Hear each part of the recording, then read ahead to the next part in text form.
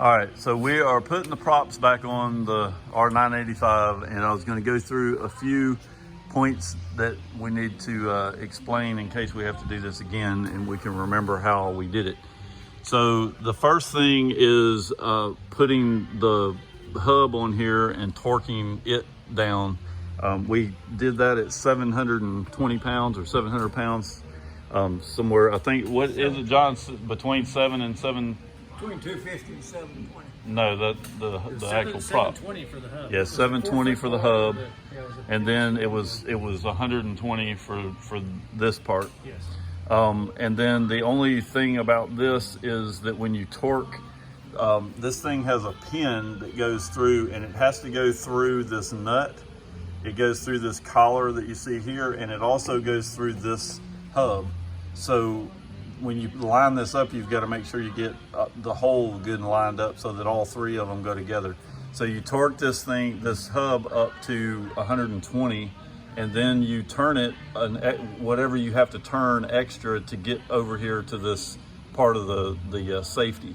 So you don't want to, the book says not to in any condition back up after you get over here. So you torque it to 120, and then you turn whatever you have to get everything lined up.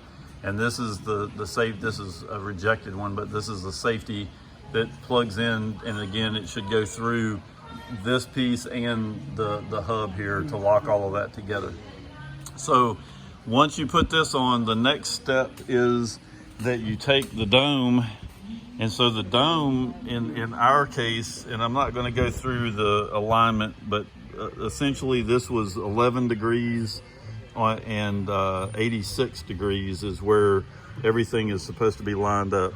And so this is the tooth here that they lined up. And so what the 11 degrees is it's in between these two teeth. And then on the prop hub, you have, I don't know how well you can see it, but in there's another, it says 86 that's in here that's marked on the props. So you turn these prop blades until you get 86 lined up here, and you get 86 lined up here on this side. And then once you get those two things lined up, then you slide everything together. And so what happens here is there is an O-ring that is down in here. Now when they sent this stuff to us, they already had the O-ring in because they ran this on a test fixture. We had to dig that O-ring out, and then underneath that O-ring there are shims, these little spacers, and they're about 10 thousandths thick.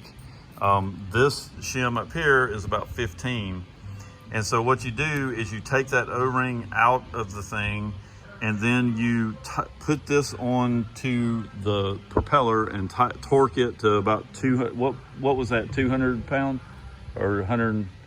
It was between 225 and 700. That's what we, 250. And so, and then what you do is when you torque it, you're not torquing against the O-ring, you're torquing against the hub itself. And so when we torque it down, there are two places in here where you put cotter pins in to lock that nut onto here. And so you torque it to 225, and then you line up these holes here. You line up one of these holes with this little indention that's in the prop, and so that is your point that you want to retighten to. So when you put it back together, you're not actually torquing it, you're actually tightening it back around to that position. So if you look here, we've tagged this hole is the hole that should line up on the inside part of the prop up there. And so what we did is, right now we have two shims down in here, two of these guys underneath the O-ring. When we originally got it, it had like 5 of these things under it, and we couldn't get the thing to torque down like we wanted it. But we've got 2 under here now, and then we got the O-ring and then this shim. And so the idea is that now when we torque it down, we want to get our 250, but then we've got to move it around until this hole that we dinged here, until this hole lines back up with the prop hub, and then that lets us know that we've got everything torqued down and that it's torqued against the O-ring instead of being torqued against this front plate. And that's what we're trying to get. If we can't get it torqued down enough, then that means that we've got too many shims in it, and we have to remove the shims so that we can get on the O-ring.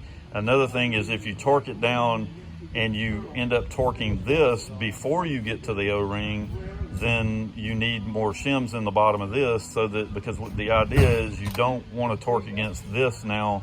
We actually want the torque to be on the O-ring to seal everything up.